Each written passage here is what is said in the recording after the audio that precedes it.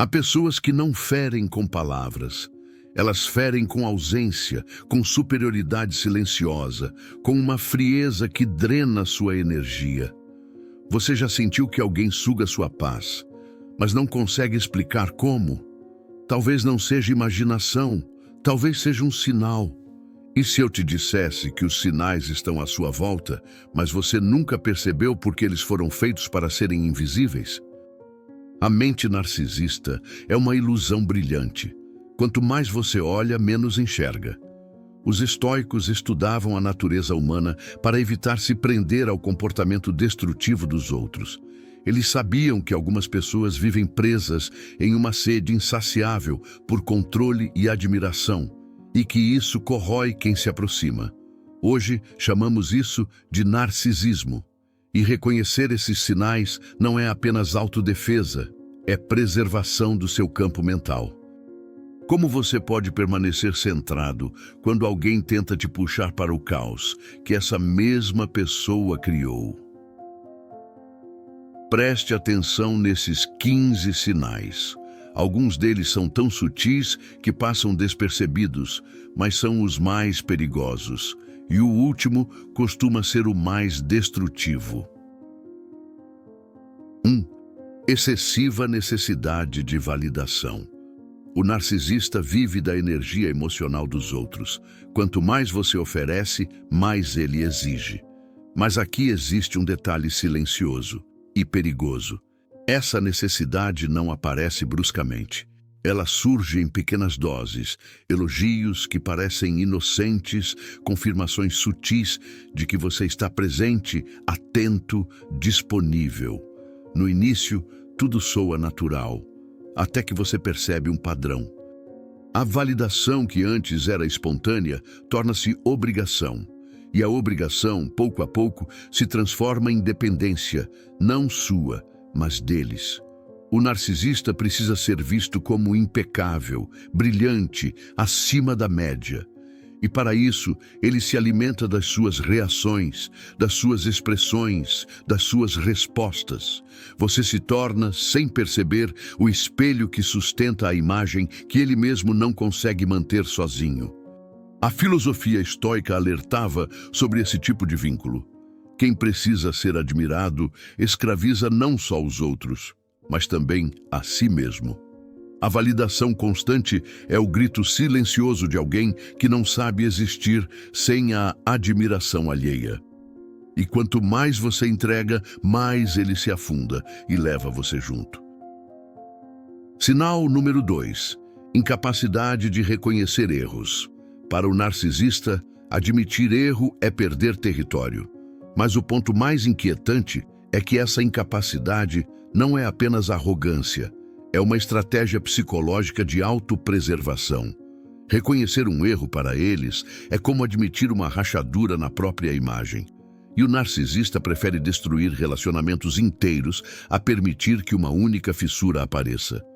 Ele desloca, distorce, inverte, transforma fatos em versões, transfigura realidades para manter intacta a fantasia de perfeição que construiu.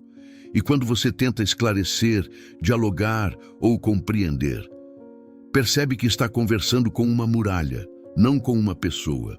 Uma muralha que devolve tudo, exceto responsabilidade.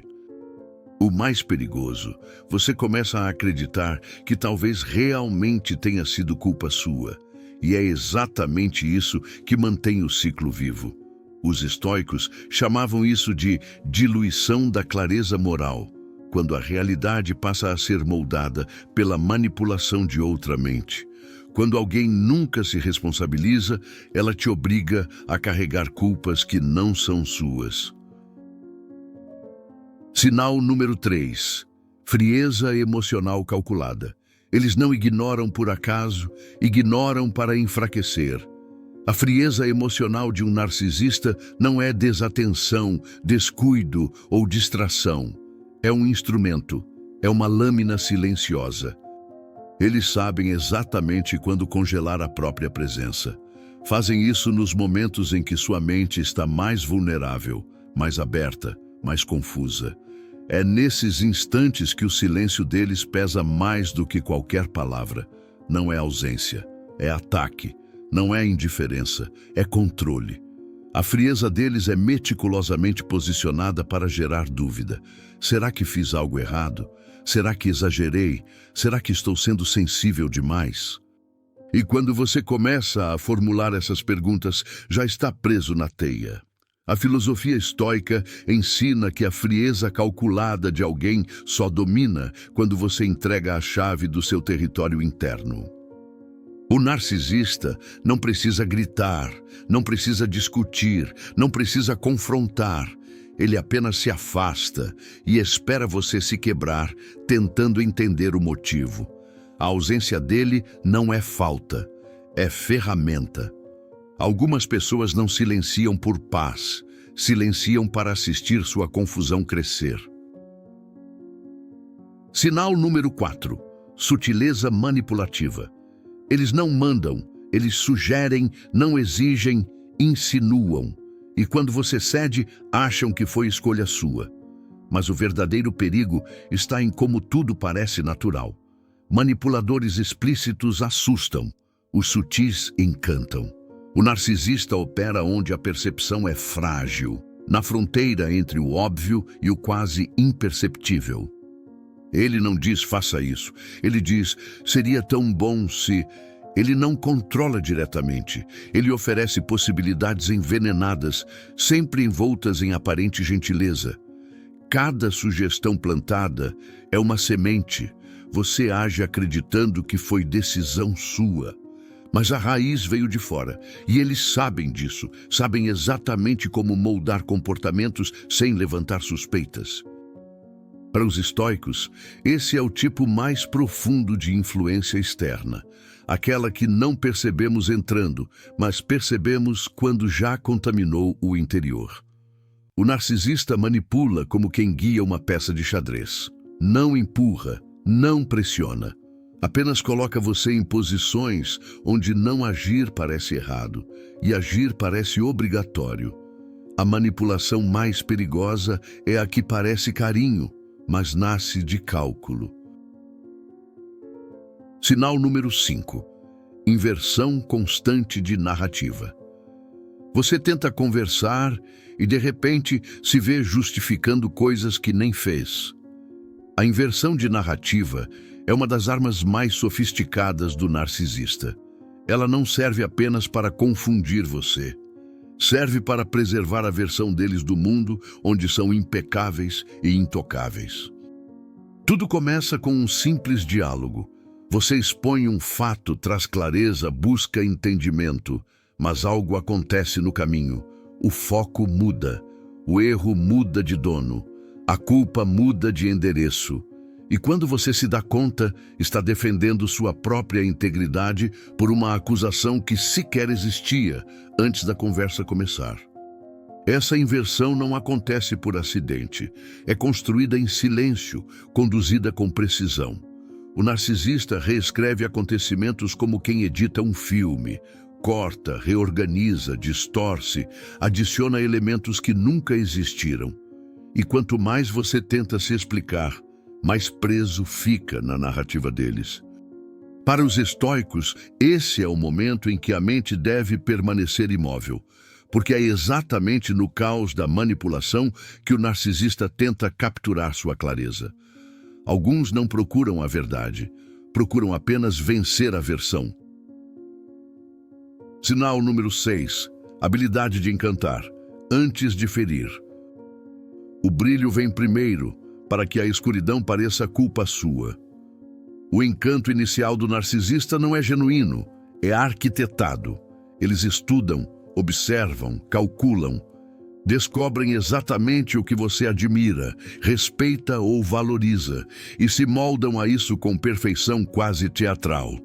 O brilho inicial não é luz, é isca, e é justamente por ser tão intenso que a queda parece culpa sua. Depois do encanto vem a comparação, depois da admiração, a cobrança, depois do brilho, a sombra. E quando a escuridão aparece, ela nunca é apresentada como violência emocional. É apresentada como sensibilidade sua, exagero seu, má interpretação sua. É assim que o ciclo se perpetua. Eles criam a luz, retiram a luz e acusam você de não saber lidar com a ausência. Os estoicos tinham um aviso para esse tipo de encanto. Tudo que brilha demais cobra um preço oculto. O narcisista usa o encanto como porta de entrada e a dor como forma de domínio. O encanto do narcisista não revela quem ele é. Revela o quanto ele quer te possuir. Sinal número 7. Comparações desnecessárias. Eles mantêm você inseguro para manter você acessível. As comparações não aparecem por acaso. Elas surgem no momento exato em que sua confiança começa a se fortalecer. O narcisista percebe o movimento e age. Ele menciona alguém, uma atitude, uma suposta qualidade de outrem. Tudo de forma casual, quase elegante, como se não tivesse intenção alguma além de comentar algo irrelevante. Mas o impacto é profundo, um incômodo sutil, uma dúvida leve, um questionamento silencioso. A função da comparação é simples, criar uma diferença entre quem você é e quem eles querem que você seja. Diferença essa que nunca se resolve. Com isso, você se coloca em estado constante de aprimoramento para agradá-lo. Um aprimoramento que nunca alcança o nível desejado, porque o objetivo não é seu crescimento, é sua instabilidade. Quanto mais inseguro você se sente, mais fácil se torna moldá-lo. A insegurança é a chave e a comparação é a ferramenta. Os estoicos alertavam: aquele que depende do olhar do outro perde o próprio eixo. O narcisista sabe disso e usa comparações como quem afia lâminas invisíveis. Algumas pessoas não comparam para elogiar, comparam para diminuir o que você acredita ser. Sinal número 8. Falta de profundidade emocional. O narcisista não sente com você. Ele sente através de você. Tudo vira instrumento. A ausência de profundidade emocional não é neutralidade, é um vazio projetado. O narcisista não se conecta, ele se acopla, não se envolve, ele utiliza, não compartilha sentimentos, ele extrai reações. Ele observa seu entusiasmo, sua empolgação, sua vulnerabilidade, observa seu brilho e usa esse brilho como combustível para fortalecer a própria imagem. O que deveria ser afeto vira ferramenta. O que deveria ser vínculo vira estratégia. Eles não mergulham em emoções, apenas flutuam sobre elas, escolhendo o que lhes convém. Por isso, tudo com eles parece teatral, calculado, previsível após a terceira repetição. É como conversar com alguém que entende as palavras, mas não conhece o significado. Como olhar nos olhos de alguém que vê você, mas não enxerga nada. Para os estoicos, isso é o ápice da inconsistência humana. Viver à superfície das próprias emoções. E é nesse ponto que muitos se confundem, porque essa falta de profundidade não soa fria, soa inteligente. Mas inteligência sem empatia é apenas manipulação sofisticada. Quem não sente com você, aprende a usar seus sentimentos contra você. Sinal número 9. Uso estratégico do silêncio. Não é silêncio de paz, é silêncio de controle. O silêncio do narcisista não é uma pausa, é uma punição. Ele surge quando você mais precisa de clareza, de diálogo, de compreensão. E justamente por isso ele dói.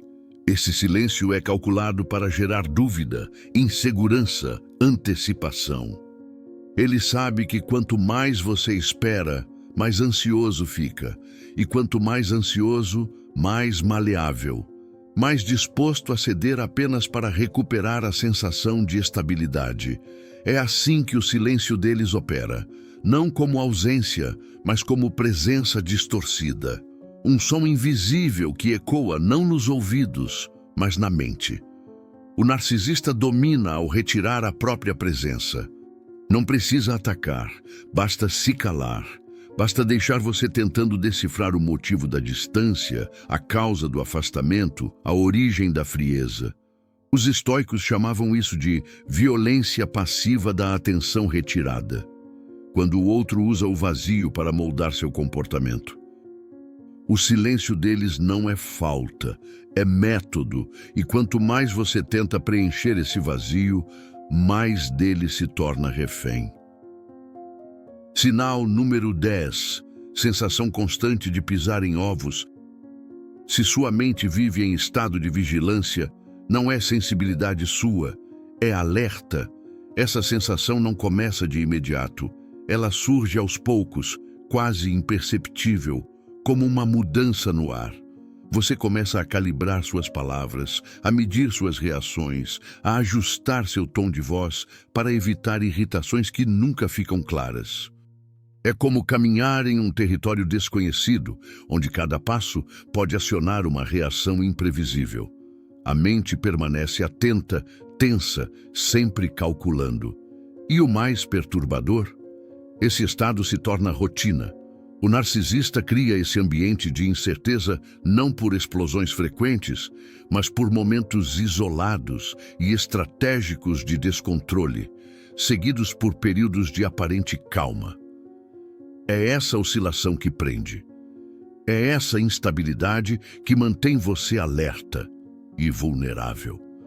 Os estoicos chamavam esse fenômeno de escravidão emocional silenciosa, quando o corpo permanece presente, mas a mente vive em defesa constante.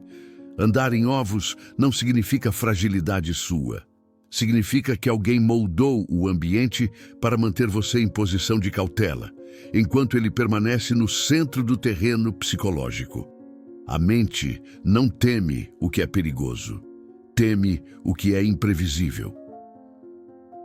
Sinal número 11. Mudança brusca de comportamento após conseguir o que querem. A máscara cai, porque já não precisam impressionar. A transformação é súbita, mas nunca acidental.